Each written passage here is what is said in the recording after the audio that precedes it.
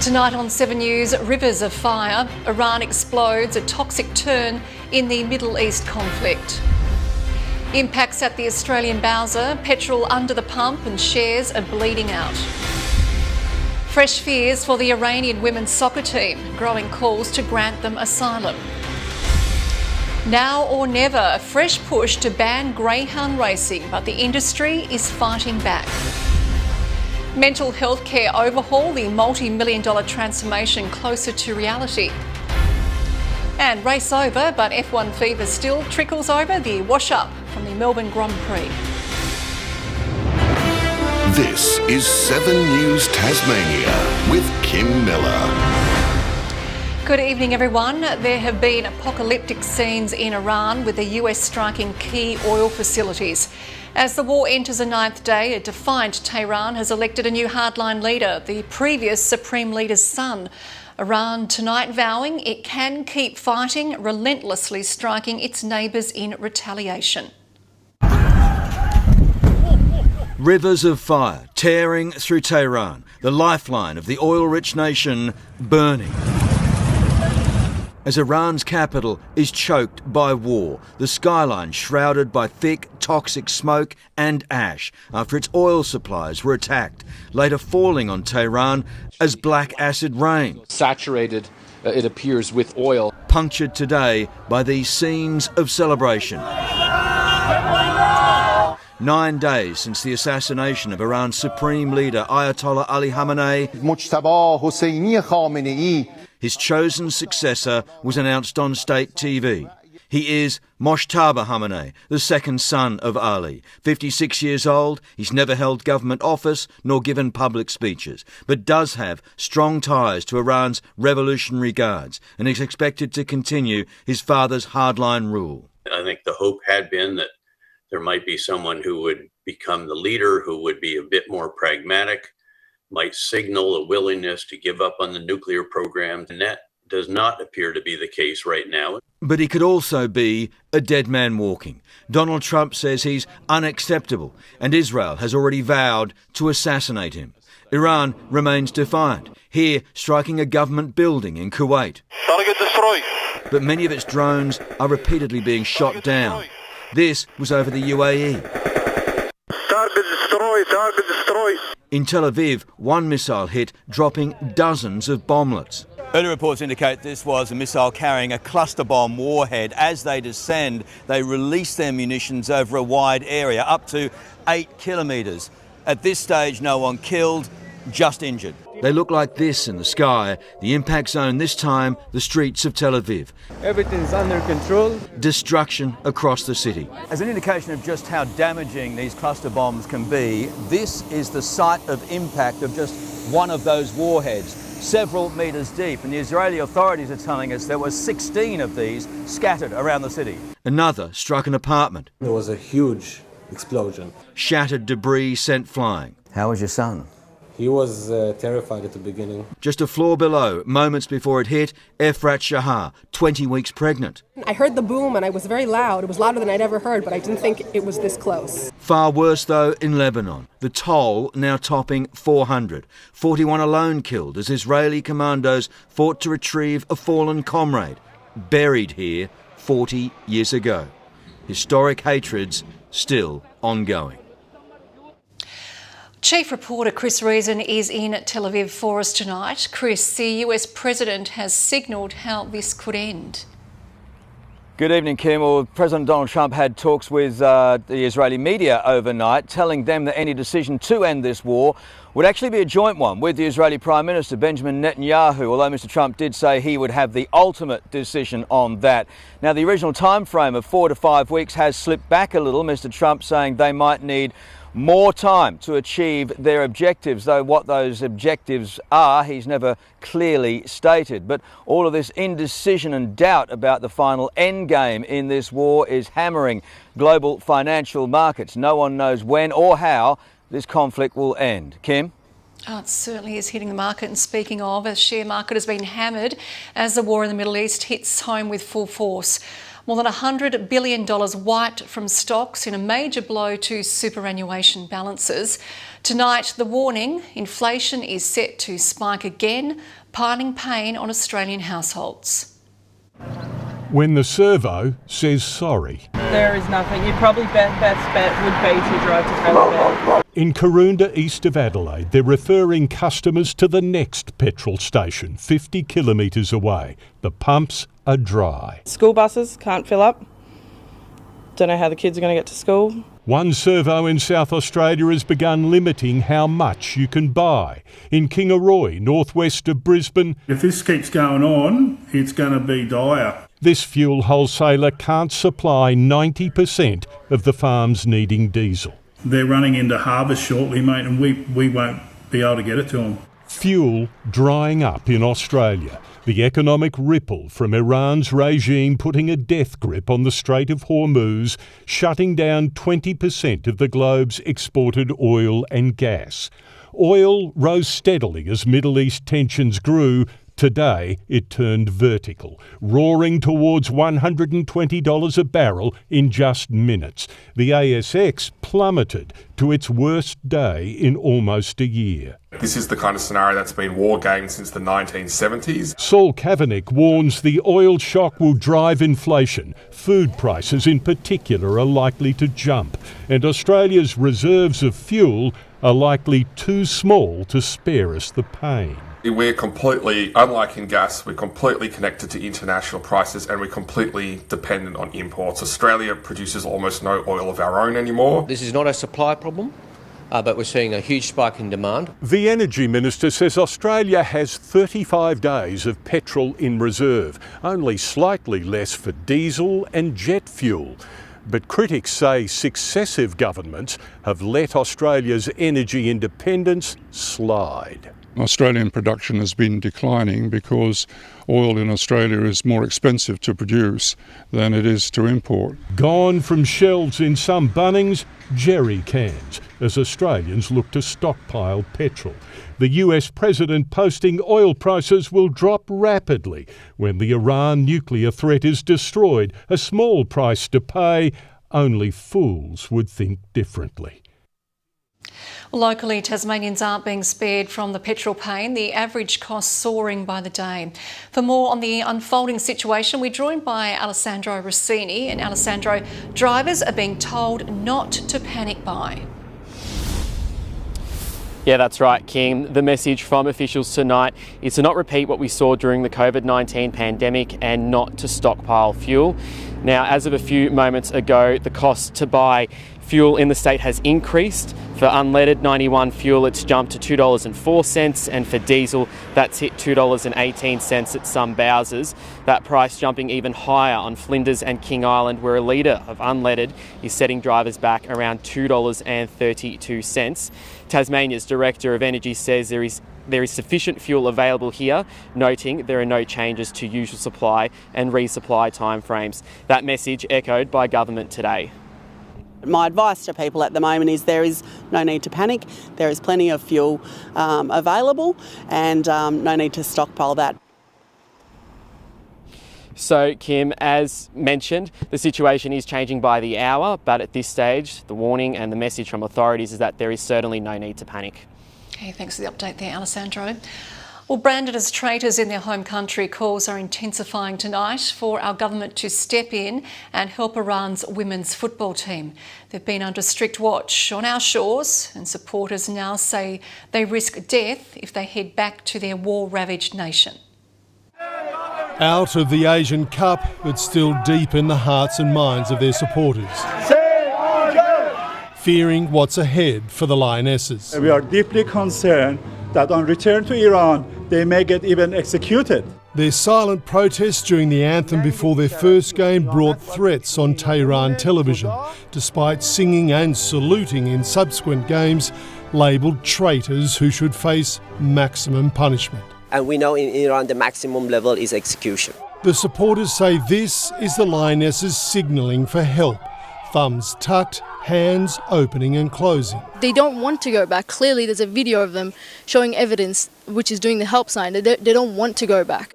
Football great and human rights campaigner Craig Foster says the Asian Football Confederation running the tournament should be doing more to help. The players aren't able to communicate any concerns they might have from within the camp.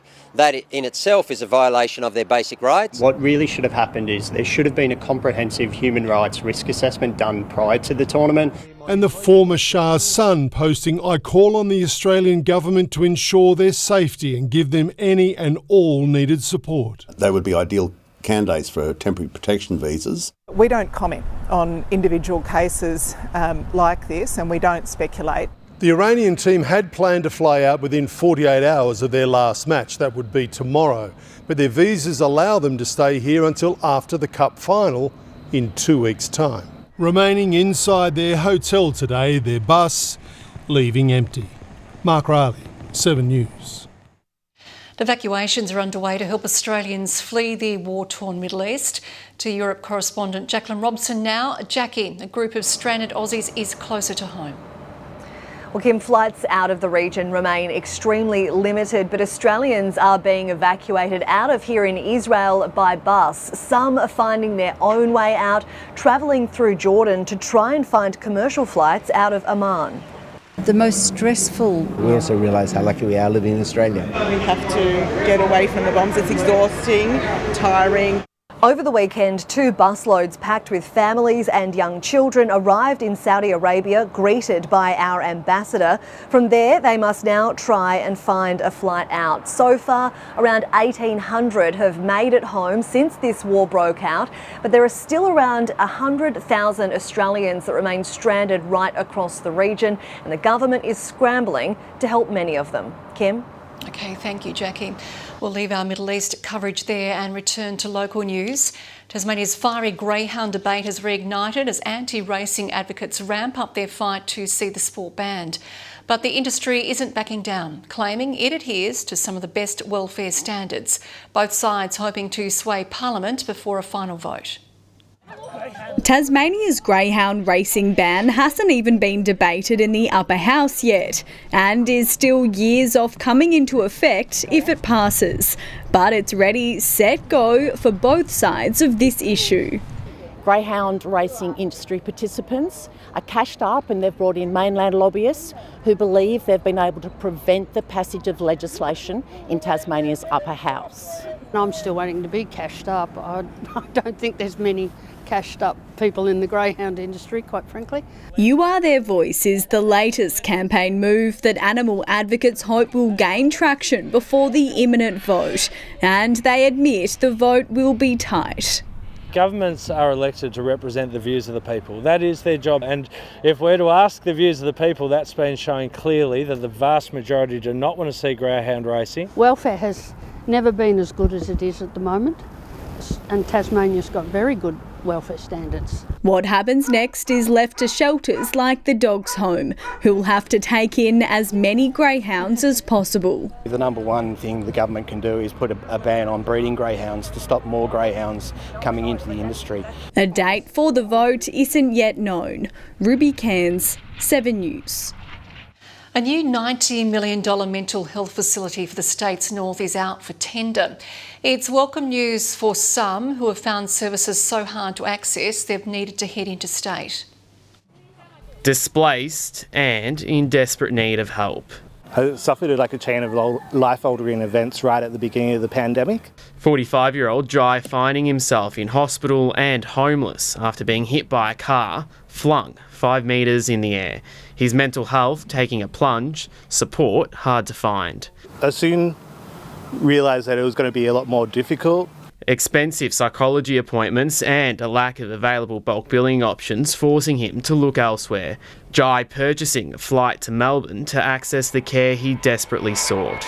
The amount of support and that I received in Melbourne was above and beyond what I could have been possible here in Hobart. Now, on the road to recovery, he's calling for more to be done so others can get the support they need closer to home, welcoming an announcement by the state government for a new Northern Health Precinct. Tenders are open for this $90 million project, which will have 30 inpatient beds, a recovery college and a safe haven. The centre to be completed in 2028 and replacing the existing Northside facility, as others are earmarked. At Burnie, we are also progressing a new mental health precinct.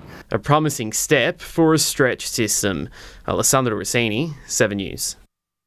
2 Australian men have been convicted of murder in Bali over the shooting death of a Melbourne father last June. The pair has been sent to prison, dodging the death penalty, and the third Australian co-accused will learn his fate shortly. This is justice in Bali, but not if you ask the family of Zovan Radmanovic, shocked to learn his killers will be jailed for only 16 years. What? It's even less. It's less. It's 16 years. Wait. Prosecutors wanted 18 years, and his wife, Jasmine Gordius, who saw him gunned down last June, wanted the maximum: death by firing squad. But a panel of 3 judges disagreed. At trial, 27-year-old Kiah, a former Melbourne carpenter, admitted to shooting dead the Melbourne father, but said that was never the plan and Mr Radmanovic was never the target. He'd been paid by an unnamed Australian man to threaten Melbourne underworld figure Sanar Ghanim over a debt. Mr Ghanim was shot and bashed by co-accused Mevlut Koskun, a 22-year-old former Sydney landscaper. But he survived. Koskun told the court he was in over his head and had wanted a holiday and to make a quick buck. I was scared. Organising logistics for the pair, including getaway cars and ferry tickets for their failed escape, was 27-year-old Sydney plumber Darcy Jensen.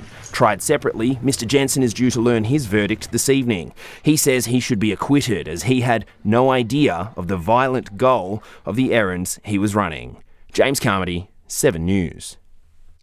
It's unlikely Melbourne will host any cancelled Formula One Middle East races, with crews already working to restore Albert Park. Drivers were quick to jet out of the country last night, but not before fans swarmed their hotels. It was a Mercedes masterclass. Very nice, that made George Russell king of Melbourne. Within hours of his first Australian win, fans had swarmed his hotel. So George arrived first and then Kimi Antonelli came second, still a hero for Lewis Tian. He waited 4 hours to meet the 19-year-old. So he signed himself and he said, don't let anyone grab him. By this morning, most of the drivers had arrived in Shanghai for the Chinese Grand Prix. Congratulations, George. Thank you so much. Where Oscar Piastri will be out for redemption. Yeah, it was quite a dramatic moment. I was pretty upset to see it happen. While at Albert Park, the cleanup is now underway. Writing on the wall, a second Melbourne race unlikely. F1 hasn't approached us about a second race. In fact, they haven't made any announcements about the cancellation of existing races. The packdown will take between 6 to 8 weeks, but sections of Albert Park will be reopened in stages. The road will be the first back up and running in a week's time. But 2026 left its mark. Almost 484,000 people came to Albert Park. Another record to break next year. Jordan Quinn, 7 News. Aaron Smith is here with a look ahead to Monday night sport. Now, Aaron, the Tigers coach has a problem, but it is a good one to have. Kim, a trio of key players is back in the mix just in time for the One-Day Cup final. Later in sport, the big names eyeing off selection for the home decider. Also ahead, frustration ripples through the Matildas camp, why last night's draw feels more like a loss.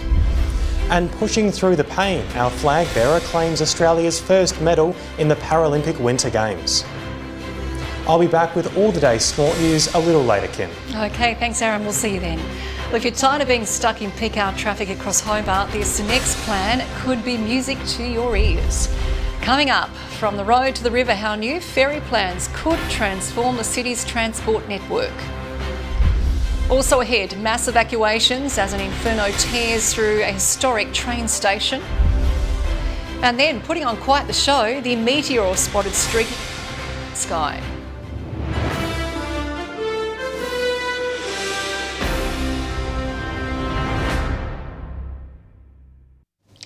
Vandals have damaged several cars in a late-night rampage in West Launceston. Police believe offenders drove past parked cars, smashing windows with a large implement, damaging 6 vehicles.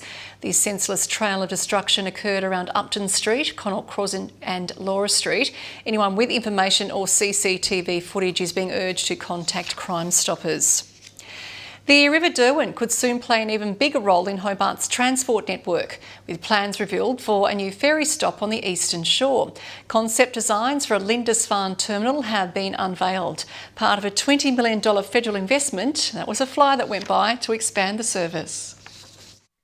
A luxe new look for the Eastern Shore's gateway to Greater Hobart. Plans for another stop in the River Derwent ferry network. Publicly release the concept plans for the Lindisfarne ferry terminal. The expansion is slated at Natone Street next to Anzac Park as part of the federal government's multi-million-dollar network investment. $20 million from the federal government that we committed is being delivered so that we can get the 3 ferry terminals up. One here at Lindisfarne to add to the one at Bellerive, one at Wilkinson's Point and one at Sandy Bay. If approved, the new terminal would include a fixed walkway and ramp to an all-weather floating terminal, sheltered seating and bicycle parking. We'll work closely with the residents, particularly those here in Natone Street, to ensure that it ticks the boxes for everybody. Council says key transport networks must go hand in hand as the ride and park is not an option. One thing we learned from the Bellerive experience is that we need to ensure that other public transport solutions like Metro need to marry up with the bus timetable, and that's why we're also allowing people to securely keep their bikes here. It'll be some time before the ferry terminal is up and running, with the next stage to secure landowner consent from council before a development application is then submitted. And we hope that within the next 18 to 24 months that we deliver the solution. Rebecca Gaidaneris, 7 News. A huge fire has ripped through Glasgow's central train station, causing major damage to historic buildings. An explosion at a nearby vape shop is believed to have sparked the inferno, which engulfed Scotland's busiest station. Several train services have been cancelled, with the station closed until further notice. A meteor has put on quite the show, spotted streaking across Germany, the Netherlands and Belgium. Videos show it lighting up the evening sky before exploding above western Germany. Fragments fell to the ground, punching a hole through the roof of a home. No injuries have been reported. It could soon be easier for victims of serious crimes to receive the justice they deserve. Our state plans to abolish the good character reference, which often allows guilty perpetrators a chance to reduce their jail time even after committing punishable offences. Ruby Cairns explains. During a trial, victim survivors often have to sit in court and hear how their perpetrator is a good person and how their behaviour isn't like them.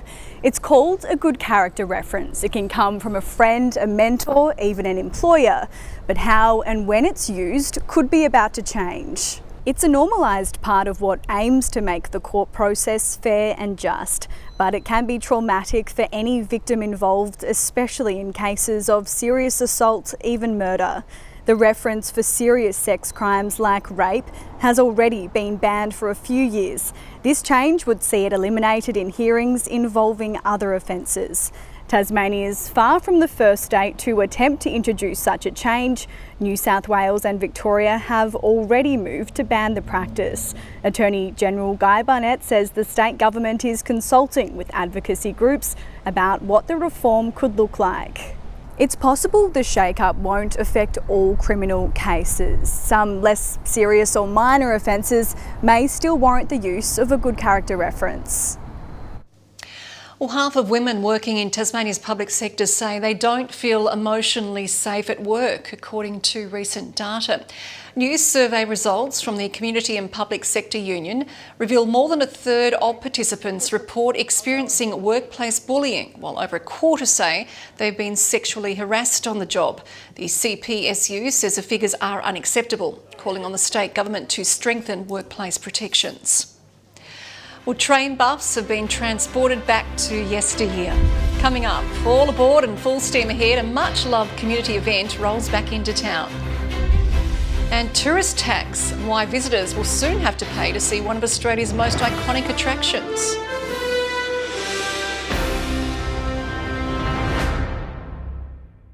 You're watching 7 News Tasmania, and these are some of our top stories tonight. Iran chooses a new supreme leader. The son of Ali Khamenei named his successor 9 days after being killed in US airstrikes. The Australian share market loses billions, spurred by Middle East oil problems. Concerns now for our fuel reserves. Now or never, anti-greyhound racing advocates ramp up their fight to ban the sport, but the industry says it isn't backing down. And Fresh Hope, a new mental health clinic, a step closer to reality, allowing Tasmanians to receive care closer to home. Let's start this break by recapping the day's finance news, and there's really only one word for it today, and that is bloodbath. Here's the details thanks to MCMF Investment and Lending. And as we heard earlier, $100 billion has been wiped from the Australian stock market, with most losses in banking and mining stocks. Crude oil hitting $115 a barrel.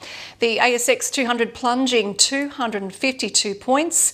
A short time ago, the Australian dollar was trading at 70 US cents and 52.5 Great British pence. Well, thousands have descended on Sheffield over the long weekend as it hosted its 31st annual Steamfest. The showcase not only celebrating machinery from yesteryear, but looking back on a way of life lost to time. A record crowd eager to wind back the clock. Thousands pulling into Steamfest to marvel at some old world engineering. A real window into a bygone era that people can't really fathom today. If it's powered by steam, odds are it's here in Sheffield. Dozens of traction engines on display for all to see, this hay press offering a glimpse into what farm life was like a century ago. This was all my great-great-grandfather's contracting business. Everything steam driven as they used to do in the old days. When it comes to maintaining such historic machinery, you can't buy replacement parts from a shop. Keeping their engines running often requires a qualified boiler alongside tradesmen and fitters. A lot of dedication and hard work from a broad range of people with skills which aren't as available these days too. Preserving these machines has remained a labour of love across generations of enthusiasts, and with all event revenue going straight back into Steamfest, they're ensuring this rich history isn't lost to time. It's really good to see other people, particularly the younger generation, seeing this sort of stuff, seeing what the past was like, seeing this sort of equipment that was used and the stuff that's gotten us to where we are today. You see a lot of young kids around here, like the last 2 or 3 days driving them around. You've got to keep it interesting them somehow. Somebody's got to look after them. Aaron Smith, 7 News. A security feature rolled out by the banks to help prevent scams and mistaken payments has now been used 100 million times. Confirmation of payee checks if the name, BSB and account details match before money is transferred. One bank has reported that over 450,000 transactions have been stopped because a customer's received a no-match result. 82 financial institutions currently use the technology, covering more than 140 million bank accounts. Controversial television star Sam Newman is recovering from a major health scare after suffering 2 strokes. The veteran broadcaster admits he almost ignored the signs and is tonight urging others not to. His sense of humour is intact. Tomorrow I've got to have, just a minute, engine room, yep, dive. And he did try to laugh it off at the time. This is no laughing about it, seriously. I think he had having a stroke. I feel I can't speak. But after 10 days in the Alfred Hospital, Sam Newman has emerged with a serious message. I thought, am I still slurring my speech? And Sue said, yep. I said, well, you better film this. Urging others to take their symptoms seriously. Might prompt them into immediate action rather than just ignoring it. The 80-year-old is grateful he was home when he suffered the first of 2 mini strokes. Went to pick something up and dropped it 3 times, and then Sue here said, what are you doing? I said, I'm trying to pick this up, and she said, your speech is a bit slurred. I knew the first time that something was wrong and he was having a stroke. Moments later, another one. Once he had the second episode, I said, nah, that's it. She said, you're having a stroke, I think. I said, no. Here he comes now. No, that's not. It is an ambulance. Is it? Doctors discovered the artery leading to Sam's brain was severely blocked, restricting his blood flow. Fantastic care from the people in there. More than 45,000 Australians suffer a stroke every year. That's one person every 11 minutes. Sam hopes by speaking out, more people will be aware of the signs. The controversial star is expected to make a full recovery. Now, the very, very minute surgery that they've got to perform is they've got to see if they can find my brain. Christy Mayer, 7 News. We will soon have to pay to visit one of our most iconic natural wonders. Travellers to the 12 Apostles on Victoria's Great Ocean Road will be slapped with an entry fee when the new visitor centre opens later this year. The Victorian Government says it will help manage large crowds and fund upgrades to coastal infrastructure. Local residents will be exempt, with the final fee yet to be confirmed. Well, a popular festival is on a mission to make sure everything is sourced locally. After the break, the uniquely Tasmanian twist on a crowd favourite. And boss ladies, the workplace shift for women, the new evidence revealing why they're walking away from a 9 to 5.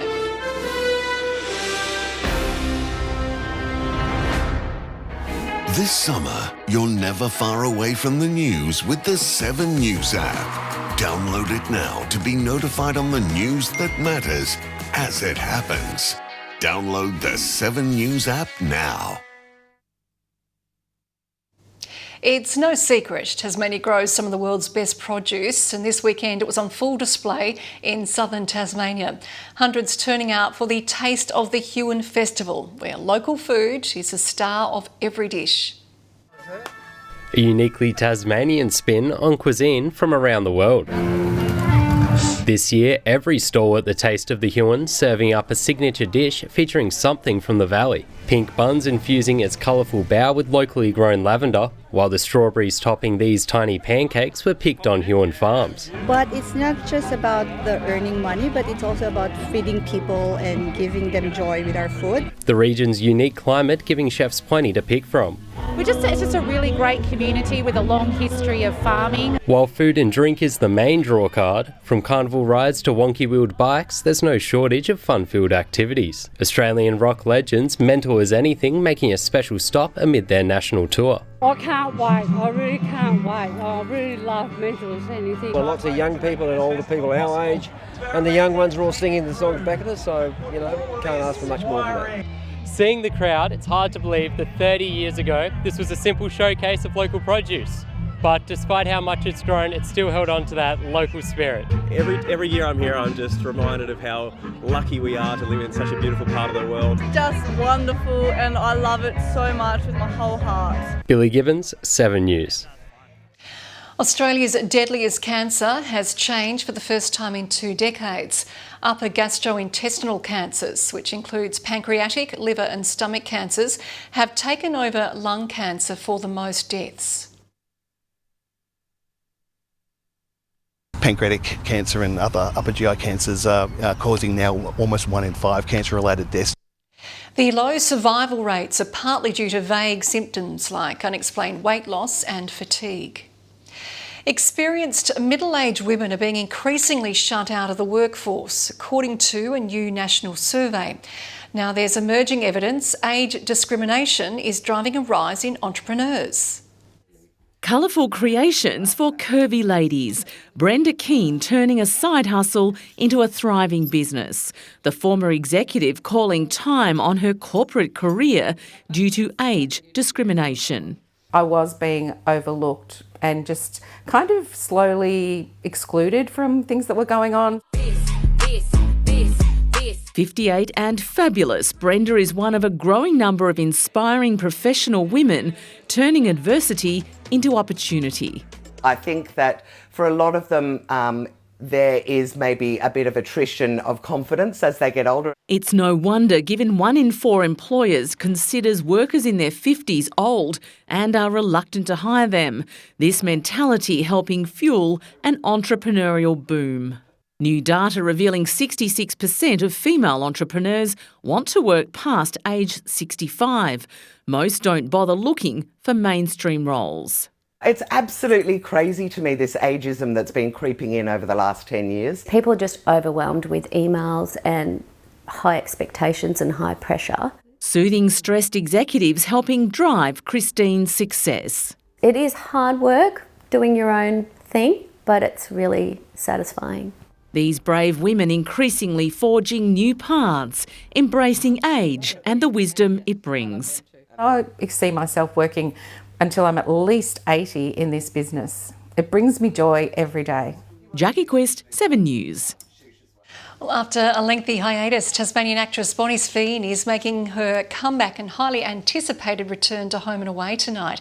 Her character Ricky and on-air husband Brax are back a decade after they drove off into the sunset. It's just cool to see where they are 10 years down the track and whether they can get sucked back into the old ways. It was exciting to shoot, and I think people are really going to enjoy it. These special episodes won't be in Summer Bay. Instead, they'll be showing off the stunning landscapes of Western Australia. Time now for sport with Aaron Smith. Aaron, India are still celebrating their T20 Cup win. And they've got good reason to, Kim. The squad have become the first team to lift the trophy on home soil after thumping New Zealand by 96 runs. And then the Tasmanian jockey who's made history at Flemington Racecourse.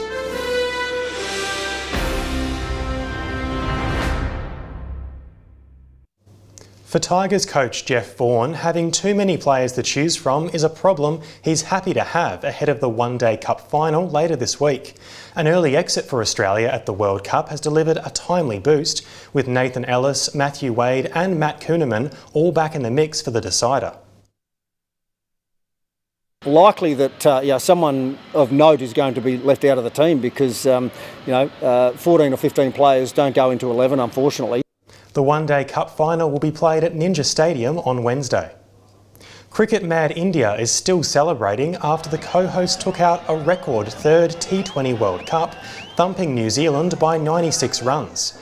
Indian paceman Jasprit Bumrah was the hometown hero, taking 4 wickets to lead the reigning champions to victory. Bumrah! Boom, boom, Bumrah! India become the first team to lift the trophy on home soil. Precious few have had the chance to play a round of golf at a 600-year-old course at St Andrews in Scotland. Now all you have to do is win a tournament at a humble Aussie club where a few footy players discovered golf's not easy without a shred of green. One giant sand trap in the middle of South Australia where opals are more common than blades of grass. Look at this. It doesn't look like a normal rock. Must be a bit of opal. Greens are brown, fairways melt into the desert. This is Coopapedy Opal Fields Golf Club. Don't want to be over there, that's creek. Tackled head-on by 3 footy players, St George star Valentine Holmes, St Kilda ruckman Rowan Marshall and Crowsford Darcy Fogarty. I've never played on a joint with no grass or anything, so it genuinely is a little bit like playing on Mars. Coopapedy has more in common with St Andrews than any other club in the world, at least on paper. First time playing on a golf course without grass, which is why I shot a huge score. It shares reciprocal rights with the iconic Scottish club where Aussie Cam Smith won a British Open. Any member here is entitled to play there. It's something I guess they have the bragging rights for out here. There's not much out here, so to be able to say you've got the reciprocal rights to where golf originated over in Scotland at the St Andrews is pretty cool. If you're not a member, you could still play around at St Andrews. The winner of the Coopapedy Classic, hosted by Cooper's Mild Ale in May, earns a ticket to the home of golf. Just mind the sand. Tom Saker, 7 News. Frustrated at blowing a shot at an easier path to the Asian Cup final, the Matildas flew out of Sydney this morning, headed back to Perth. The Aussies would have stayed if they beat South Korea at Accor Stadium last night. But the 3-3 draw means they finished the group stage second behind the Koreans and will now play their quarter-final on the other side of the country. We're obviously disappointed, but I think the positive we can take is we didn't lose. I think that attitude of getting that goal back at the end is what this team is about. Obviously not the route we wanted to go down, but that's football, that's tournament football. Vice-captain Steph Catley's in doubt for Friday's quarter-final after coppering a ball to the head. With a dislocated shoulder and a smile on his face, Ben Tudhope pushed through the pain to win Australia's first medal at the Paralympic Winter Games. Australia's flag bearer in Milano Cortina, the four-time Paralympian won silver in the snowboard cross, adding to his bronze from Beijing 4 years ago. Not expected really, but there was a small expectation of medaling here, and so, yeah, to get that dream done and dream come true is absolutely amazing. Tudhope, who has cerebral palsy, will also compete in the bank slalom next week. Magpies coach Craig McRae has revealed they've now changed their best and fairest voting after last year's controversy. Superstar Nick Dacross playing a starring role in the win over the Saints last night. 82,500 in the stands, St Kilda's biggest home and away crowd ever, but it was the ageing Pies who defied Father Time to kick off 2026. Collingwood winning their first game of the year. Nick Dacos amassed 41 disposals, likely to poll maximum votes in Collingwood's best and fairest, with Craig McRae admitting they tweaked the voting system after his shock second-place finish last year. The system was needing to be changed to reward the extreme games. Yeah, he had an extreme game tonight, didn't he? He roamed free all night, with Ross Lyon deciding against tagging the Magpies superstar. Should we attack Dacos? We're trying just play a bit more system. Maybe, yeah, in hindsight he had 41. Scott Pendlebury had 26 disposals in his 426th game, including 11 in the last quarter. The former skipper playing just 55% game time, largely across half forward. I did not do 1 minute, not even 1 minute as a forward all pre-season. He had one kick in the first half. We didn't talk about him at half-time, with respect. The Saints unveiled their 4 prized recruits. Liam Ryan looked dangerous at times up forward, but booted just 1 goal. Jack Silvani was strong in defence. Sam Flanders showcased his ability to accumulate the ball, while $1.8 million man Tom de Koning impacted around the ground. His position as number 1 ruck diminished Rowan Marshall's output, who had just 6 disposals when he was concussed late in the game. Elsewhere, Jack Ginnivan has been given a slap on the wrist by the AFL for wearing a ring underneath his glove, but no further action will be taken. Xander Maguire, 7 News. And Tasmanian jockey Craig Newitt has written himself into the history books, claiming a record-breaking 4th win at Flemington's Newmarket Handicap. Froggy took a dominant lead early on, but a resurgent Gallen Sun forced a photo finish out of the Devonport local. 100 metres to go. Gallen Sun is wearing it down. Gallen Sun coming at Caballas. Caballas is holding on. Caballas won the Newmarket. The race to the line earning Newitt his 4th title, a decade since he last won the nation's premier sprint race. And that's all in sport, Kim. Hey, thank you, Aaron. Kiah Wicks will join us after the break with a weather forecast.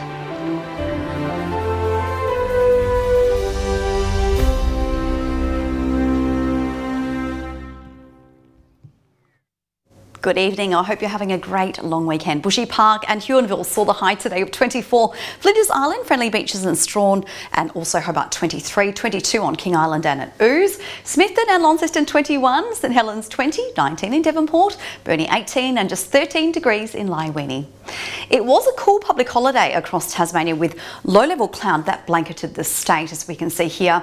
As dry conditions continue, let's take a look at water storage levels and restrictions with thanks now to TasWater. Stage 2 restrictions are impacting Orford and Triabunna. Lady Barron and Scamander are at Stage 1. Possible restrictions remain for Greater Launceston and also Bracknell. Tomorrow, an incoming cold front is likely to approach our west tomorrow afternoon.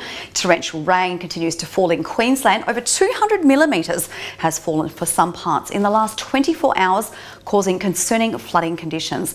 Now, thankfully, tomorrow that trough should head towards the coast. A cold front is also bound tomorrow for South Australia. Interstate now, Broome, Cairns and Alice Springs and Adelaide all 33 tomorrow. Showers in Brisbane 29, partly cloudy in Perth with 25 the top.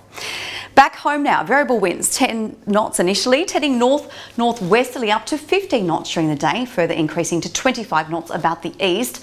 Mild northeasterly spells up to 1.5 metres in the north and east. Showers likely in the south this Tuesday. Warm though in Campania, 28 there, 25 in Sorell, Hobart and Kingston, Dover and Bushy Park, 24, 23 on Bruny Island. A partly cloudy day along our east coast tomorrow. Light showers in Launceston, 27, Oatlands and Bicheno, 25. A drop or 2 in Georgetown, 21 the max. Showers extending statewide in the west, 25 in Sheffield, King Island, Devonport, Burnie and Waratah 22, 21 the max for Strawn and Lake St Clair. Wednesday morning showers extending statewide, easing and contracting to the west and far south by late evening. The north and central north are in for possible thunderstorms. Showers about the west and far south on Thursday, but mainly fine elsewhere. And on Friday, light showers about the west and far south, easing during the day. Let's take a look at the next 7 days. A soggy day in Hobart and Launceston on Wednesday, but fine and partly cloudy on Saturday. Similar conditions in Burnie and Devonport. Showers will return again on Sunday and Monday. Quite cool in Hobart, 15 degrees, Launceston 20, it's 18 in Devonport and Burnie. It's been a busy long weekend on the social calendar across the state, Kim, and I'm kind of losing track of what day it is, to be honest. Tell you it's Monday and you've got to come back tomorrow for Tuesday. Thank you, Kiah. See you tomorrow. Well, Northern Quoll has found himself a long way from home after hitchhiking almost 2,500 kilometres. Stowey joined a family road trip from Cooktown in far north Queensland, going undetected until Dubbo. After 6 weeks in hospital, his weight doubled and he was sent home. 2 flights and a 4-hour drive later, he was released back in familiar territory. And that is all we have time for tonight. Thanks for your company. For now, from the 7 News team, good night.